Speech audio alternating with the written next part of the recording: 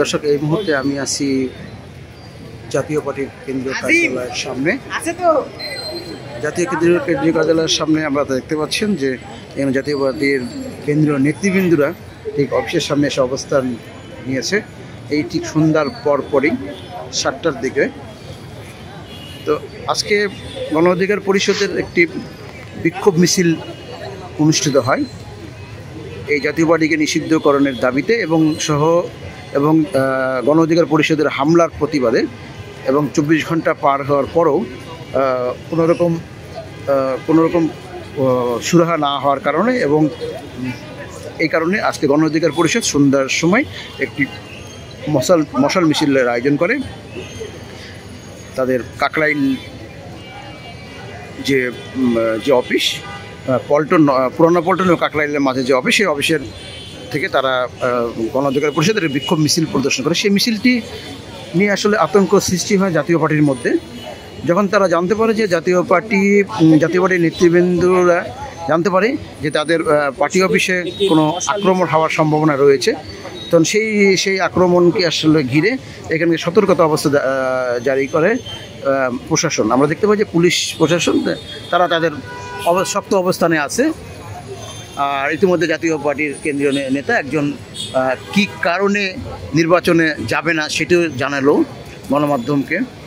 তো আপনারা দেখতে পাচ্ছেন যে এই মুহূর্তে কাকরাইল জাতীয় পার্টির কেন্দ্রীয় অফিসের সামনে রয়েছে ব্যাপক উত্তেজনা, আর এখানে রয়েছে পুলিশ মোতায়েন। জাতীয় পার্টি তৃণমূলের সংগঠন আছে, এইসব কারণে জাতীয় পার্টির কাছে জাতীয় পার্টিটা হয়। সেমিফাইনাল রাউন্ডের যে ম্যাচ, সেই ম্যাচে কে দ্বিতীয় হবে ফাইনাল, সেই ম্যাচ আশঙ্কায় যে জাতীয় পার্টি ফাইনাল হয়ে যাবে, সেই ফাইনাল যাতে না হতে পারে জন্য জাতীয় পার্টি নির্বাচনে যাওয়ার অধিক যদি ব্যান করতে হয়, তাহলে যুক্ত ফ্রন্ট করে যারা নির্বাচনে গিয়ে 18 সালে 5 বছর সংসদে ছিল, 4 বছর আগে 1 বছর আগে যদি বিএনপি বেরিয়ে গেছে, কিন্তু গণফ্রমের সূর্য মার্কা কিন্তু 4-5 বছরই ছিল।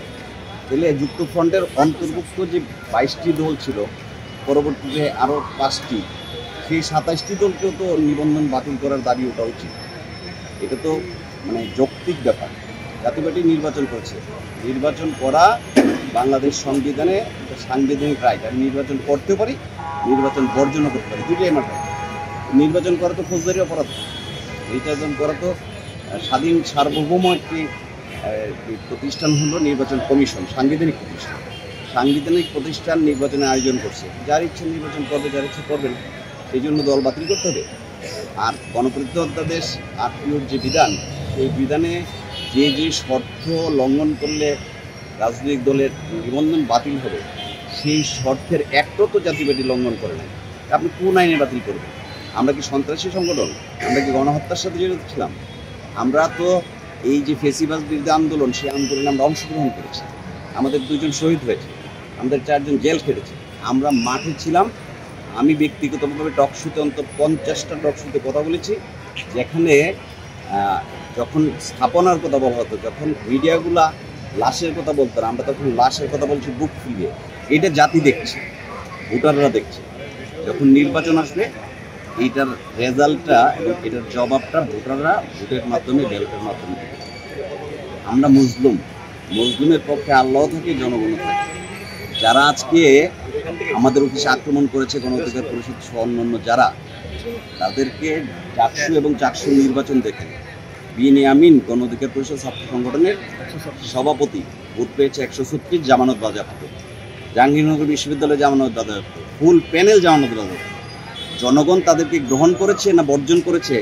ডাকসু এবং চাকসুর নির্বাচনে ফলাফল কিন্তু বলে দিচ্ছে যে ফেব্রুয়ারিতে জনগণ তাদেরকে গ্রহণ করবে কি করবে না। কারণ যাদেরকে নিয়ে ছাত্র নেতারাই 2-3টা দল গঠন করছে, ছাত্ররাই তো তাদেরকে প্রথম ওয়ার্নিং দিয়ে দিল যে আমরা তোমাদের সাথে নাই, তোমরা চাঁদাবাজি করো, তোমরা মানুষের অফিসে আগুন লাগাও, তোমরা বাড়িতে আগুন লাগাও, তোমরা ব্যবসা প্রতিষ্ঠানে গিয়ে চাঁদাবাজি করো, এইসব কারণে আমরা নাই। এটার জবাব ডাকসুতে হয়েছে, চাকসুতে হয়েছে, আরও যে কটা নির্বাচন আসছে সেখানে হবে চূড়ান্তভাবে। ফেব্রুয়ারিতে যদি ইলেকশন হয়, আমরা যদি বিশ্বাস করি না ফেব্রুয়ারিতে ইলেকশন হলে ওখানের মধ্যে আপনার জবাবটা এরকম জামানত বাজেয়াপ্তের জবাব আসবে।